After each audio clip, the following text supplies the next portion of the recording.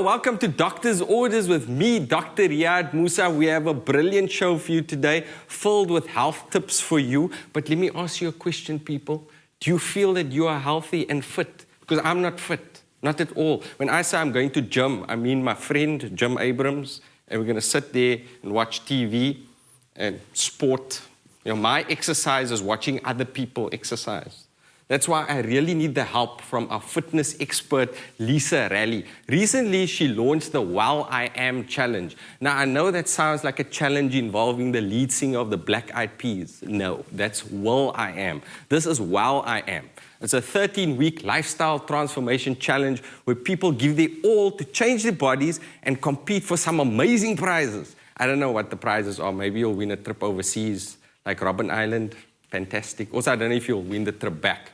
But 2 Doctor's Orders viewers were chosen to be part of Well I Am, and Lisa paid a special visit to each of these lucky ladies. Your heart needs to be strong to keep up. Flora for a strong heart today. Recently, Doctor's Orders viewers had the opportunity to submit their stories for a chance to win their place in the Well I Am Challenge, a 13-week online transformation journey. I had the honor of picking these 2 lucky winners. And today, we're going to visit them to see what makes them tick and what their goals are all about. When Uitenhage resident Natasha DeWee realized her health was at risk, she found the inspiration and motivation to transform her habits for the better. Natasha, tell us a little bit about your weight gain, weight loss history. I've been dieting for a while, but most of the time I dieted for like 2 weeks and then I just lose motivation. But I'm actually really motivated to continue doing this. What's been your motivating factor to make sure that this time it's a success? A couple of months before I started the Well I Am Challenge, I was diagnosed with diabetes. And then I realized that it's not only my weight that's the problem, but my health is actually the one thing that I need to take in consideration this time. I want to have children and get married and live a long life, so I have to get help for that. Natasha had a difficult start to the challenge, battling the flu for almost a month. Lisa explains to Natasha that she can boost her immunity with better nutrition. First ingredient is your spinach, your green leafy vegetables that you can be adding to fresh juices in the morning, or you can add inside salads, or of course for your veggies for dinner. Things like broccoli are also a great thing to eat in winter. So any kind of green vegetable boasts the most immune boosting properties. Other immune-boosting foods like ginger, garlic and citrus fruits can be mixed into a simple flu remedy, like a hot tea to soothe away illness. Take a couple of slices of ginger and add that to a nice clear jug so you can see everything going in. A little handful of mint leaves, 2 of your slices of lemon, then a tablespoon or so of honey, but you can always add a little bit more honey to taste if you prefer things a little bit sweeter. A dash of cinnamon, or you can use fresh cinnamon sticks. And then the last ingredient is some cayenne pepper. Add your hot water and give it a nice stir. Ideally, you want it to wait for about 10 minutes so that everything really starts to diffuse into the water. It smells amazing. Simple yet effective exercises are an important part of the Well I Am Challenge. And this is where our second participant, Shelly Swart, needed a bit of guidance.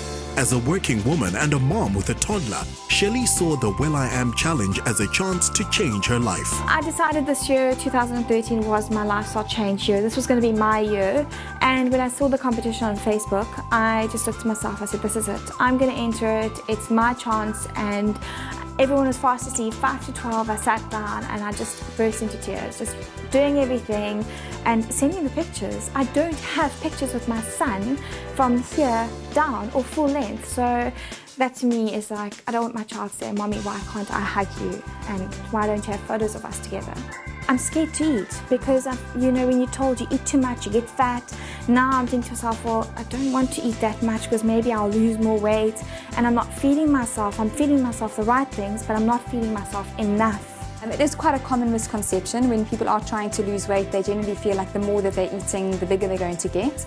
Yet it couldn't be further from the truth. Ideally, what you want to do is to eat to get the metabolism revved up so that your body starts to believe you and trust you that it is going to be fed, and you start to literally shed weight because your metabolism is really doing its job. It's burning like a furnace. Because Shelley is a mom who works full-time, Lisa has some suggestions of exercise she can do at home with little or no equipment. The first one is a squat. So instead of lounging on the couch, we're going to use the couch as our base. Okay, so follow what I do. I want you to stand here facing forward, squat down onto the couch, just touch the butt and lift up and squeeze the butt at the top.